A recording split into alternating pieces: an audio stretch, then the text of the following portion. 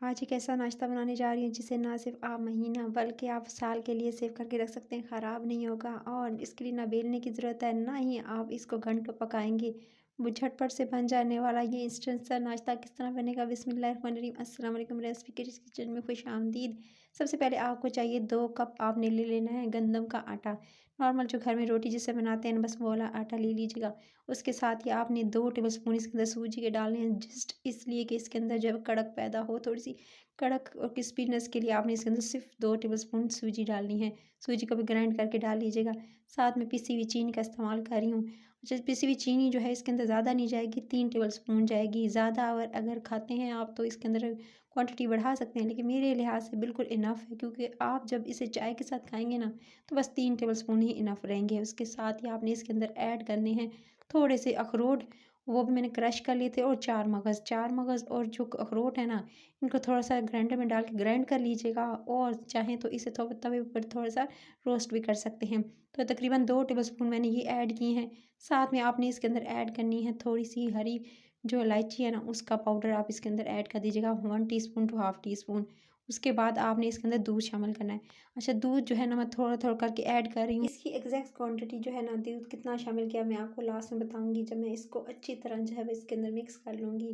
क्योंकि ये ड्राई है, गंदम का आटा है। अच्छा, चाहें तो लाल चक्की वाला जो आटा होता है ना, लाल आटा होता है, वो भी ले सकते हैं। चाहे तो नॉर्मल जो आप लेते हैं आटा, वो भी ले सकते हैं। उसके बाद इसके अंदर थोड़ा-सा और दूध डाला। तकरीबन दूध की मिकदार जो मैंने इसके अंदर डाली है, वो तकरीबन इसके अंदर डाला है 1.5 कप। यानी टू अगर आप जो है नॉर्मल प्याली ले लें तो उसमें से आधा भी कर सकते हैं, यानी 2 जो है वो आपने एक आधी और एक साथ में फुल डालनी है। यानी आप जो है वो इसके अंदर तकरीबन आधा से 1.5 जो है वो कप जो है वो इसके अंदर ऐड करेंगे दूध का। अच्छा, 1.5 कप दूध चला गया और उसको बहुत अच्छे से आपने मिक्स करना है। इसकी जो कंसिस्टेंसी है, यानी कितना थिक होना चाहिए, कितना आप इसे जो रखेंगे गाढ़ा, तो वो मैं बताती चलूँ कि इसको आपने इतना अच्छा मिक्स करना है कि ये कुछ इस तरह से इसकी कंसिस्टेंसी होनी चाहिए। तो फुल दूध जो मैंने इसके अंदर डाला वो तकरीबन 1.5 कप था। 1.5 कप से इतनी कंसिस्टेंसी होनी चाहिए, ना ही ज़्यादा पतला है, ना ही ज़्यादा गाढ़ा है, कुछ इस तरह का है। देख सकते हैं चम्मच मैं ऊपर उठा रही हूँ, तो चम्मच से उठाकर आपको दिखाती हूँ, कुछ इस तरह से बनना चाहिए। उसके बाद आप इसे रेस्ट पे रख देंगे तकरीबन 15 से 20 मिनट। उसके बाद आपने तेल गरम करना, तेल गरम करके आपने जी, चाहे बड़ा पैन है तो उस कढ़ाई है या पैन है, उसके अंदर आप ढेरों ढेर भी डाल सकते हैं। मैं आपको इस तरह से एक डाल के दिखाती हूँ। आपने medium low to medium flame रखनी है। अगर हाई रखेंगे तो क्या होगा, ये एकदम जल जाएगा और जो है वो इस ऊपर से तो पक जाएगा लेकिन अंदर से कच्चा रहेगा। सो इस तरह से आपने गोल सा जो है वो देख सकते हैं ना, छोटा सा पराठा डाल देना है, जैसे पराठे डाले जाते हैं ऐसे छोटा-छोटा डालते जाना है, और आपने इसको जी आपने छोड़ देना है तकरीबन जो है लो टू मीडियम पे, ताकि अच्छे से ये क्रिस्पी हो जाए, एक तरफ से हो जाएगा। चाहें तो अगर ज़्यादा तेल में ऐसे करेंगे तो ऑटोमेटिकली ये ऊपर नीचे से अच्छे से पक जाएगा, और इसके ऊपर साइडों से जो है वो आप ऑयल डालते रहिएगा तो ये क्रिस्पी होता जाएगा। अच्छा, इस तरह से एक तरफ से हो गया, तो फिर मैं इसकी साइड टर्न कर रही हूँ, ये देख सकते हैं, इसकी अब साइड टर्न कर लेते हैं। तो बस इस तरह का परफेक्ट कलर आ जाएगा, इससे ज़्यादा आपने इसे कुक नहीं करना है। तो एक तरफ से हो जाए तो दूसरी तरफ से अच्छे से इसे पकने दें, और दोनों तरफ से अच्छे से इसे पकने देना है।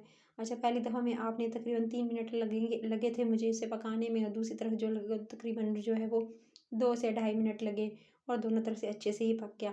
सो आप इसी तरह से डालते जाएंगे, साइडों से ऑयल जो है वो इस तरह से ऊपर डालते जाएंगे, तो क्रिस्पी और क्रंची से आपके मिनी से जो पराठे, मीठे पराठे रेडी होते जाएंगे।